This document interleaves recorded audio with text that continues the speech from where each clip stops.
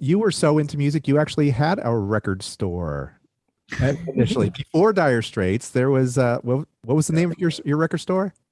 Honky Tonk Records. Okay. Okay. Uh, Yeah. yes, it was. I wouldn't say it was a massive success. I think it lasted for about 4 months. Um, I think I lost pretty much all the money I put into it, but it gave me the connection to Charlie Gillett, of course, which was very valuable, and Mhm. he was the conduit to putting Dire Straits on the radio.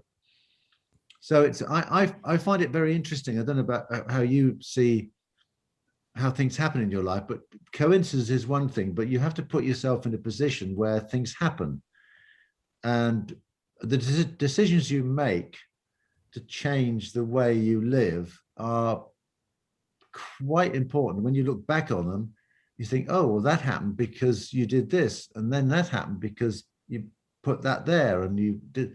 And so it's all relevant. I mean, I would not have met Mark if I hadn't stopped my job, gone to university to do sociology at the age of 23, which is quite late to go to college in the UK. And, no money, got a council flat because I couldn't live anywhere else, needed a flatmate. David Knopfler moves in. I meet Mark, bingo. And as soon as I met him, I thought, I'm going to know this bloke for the rest of my life. Yeah. So, what you do in life actually creates other things in your life. It's fascinating.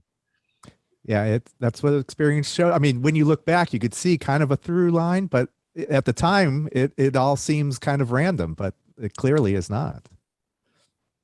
I think there's a bit of random, but I think Yeah. you kind of make your own journey in a way. Yeah. I've never been one for taking the safe path, I have to say, which probably drives my wife completely bonkers. But I'd rather, not take risks, but do something that is not predictable in order to find out, what's at the end of it, really. And that's where music comes into its own, because every time you make a record or write a song, you are starting something fresh, and you're not taking risks, but you're investigating, if you like, another way of saying something.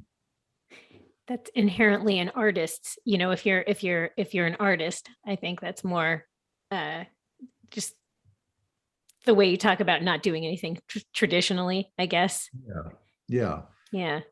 I mean, I sort of see musicians, I mean, in the way that artists work. For instance, when somebody says, what do you think of Bob Dylan? I say, well, to me, he's the Picasso of music, because he continually takes risks, which is what Picasso did. And I see Leonard Cohen as the Matisse of music, because he worked in a certain kind of way, and that was the way he worked. But Bob always takes risks, which is don't always come off, but generally speaking, he can't help himself, I don't think.